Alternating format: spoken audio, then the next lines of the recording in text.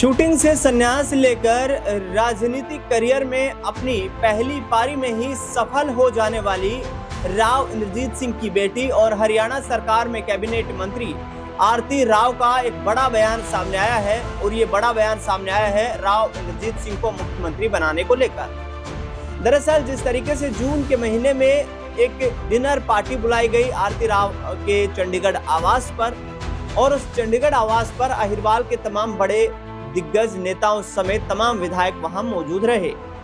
लिहाजा सवाल खड़े होने लगे कि राव इंद्रजीत सिंह क्या कोई बड़ा फैसला लेने वाले हैं, क्योंकि कई बार वो मुख्यमंत्री बनने की इच्छाएं जाहिर कर चुके हैं और मुख्यमंत्री बनने की इच्छा जाहिर करते हुए उन्हें सफलता हासिल ना तो कांग्रेस पार्टी में हो पाई और ना ही 11 साल से भारतीय जनता पार्टी उनकी उम्मीदों पर खरा उतर पाई। लेकिन अब आरती राव का सीएम कुर्सी को लेकर बड़ा बयान सामने आया है। आरती राव ने सीएम कुर्सी को लेकर कहा है कि मेरे पिता हरियाणा के बड़े राजनेता हैं। इस वक्त उनके पास जितने विधायकों का समर्थन है उतना किसी भी राजनेता के पास भारतीय जनता पार्टी में नहीं।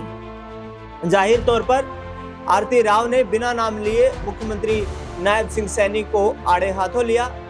मुख्यमंत्री नायब सिंह सैनी को राव इंद्रजीत सिंह की ताकत का आभास करवाते हुए आरती राव ने कहा कि यदि वो चाहें तो कोई भी बड़ा फैसला ले सकते हैं। यानी कि राव इंद्रजीत सिंह यदि चाहें तो हरियाणा में सीएम कुर्सी के लिए दावा ठोक सकते हैं। लेकिन आरती राव का कहना है कि हम कभी भी पीठ पर वार नहीं करते हैं। हमने जो लड़ाई लड़ी है वो सामने से लड़ी है और सीएम कुर्सी की लड़ाई भी सामने से ही लड़ी जाएगी। यानी कि सीधे तौर पर कहीं ना कहीं आरती राव भी इस कोशिश में है, इस उम्मीद में है कि उनके पिता का जो राजनीतिक सपना है कि वो हरियाणा के मुख्यमंत्री बने, वो अभी सपना खत्म नहीं हुआ है, वो सपना टूटा नहीं है।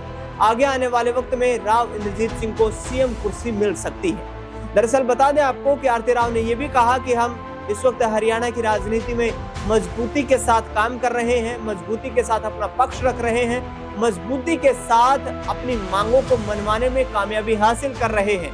हम क्षेत्र के लोगों ने जिस उम्मीद के साथ हमें जिम्मेदारी दी है उसका पूर्णतया निष्ठावान तरीके से जो निर्वहन कर रहे हैं और आगे आने वाले वक्त में भी ये सिलसिला बदस्तूर जारी रहेगा।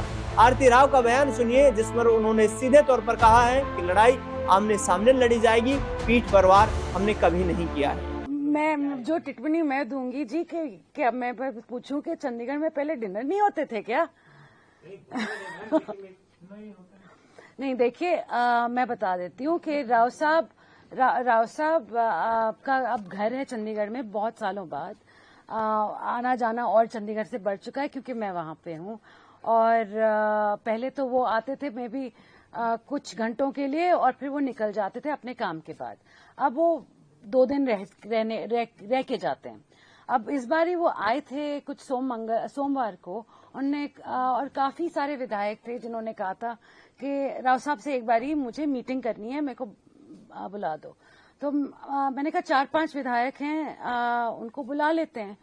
तो फिर हमने सोचा कि अगर 5 विधायकों को बुलाएंगे और बाकी 5 या 6 को नहीं बुलाएंगे तो फिर उनको लगेगा कि देखो इनको क्यों बुलाया और हमें क्यों नहीं बुलाया। और ये बात मैं बता दूं, ये हुई थी जून के कुछ बीच में और हमने डिनर किया था। बस सब मिल रहे थे, बातचीत हो रही थी, खाना खा रहे थे, ये बात खत्म हो गई। अब 15 दिन बाद आप सभी को खबर मिलती है और ऐसा हाँ जी, जिनसे मेरी मुलाकात हुई और उन्होंने कहा उनको ही बुलाना था मुझे। अब बाकियों को बोलो, मैं उनको भी बुला दूंगी। अब तो सारे आने को तैयार हैं।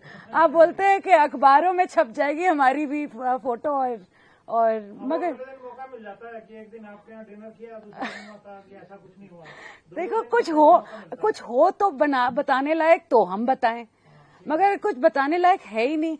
डिनर पे क्या होता है भैया? खाना होता है, बातचीत होती है, कैसे हो, कोई काम है हम कर सकते जी। हमारी तो यहाँ नहीं होती।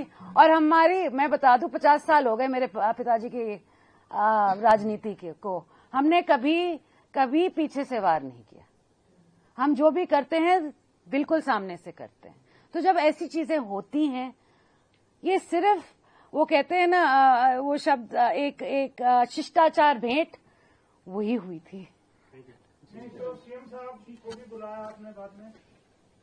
हाँ जी, क्यों नहीं? नहीं, वो कोई वहाँ बात हुई हो या कोई शिष्टाचार था? वो सब कुछ शिष्टाचार भेंट है जी, बिल्कुल। सीएम साहब ने कहा आ जाए आगे।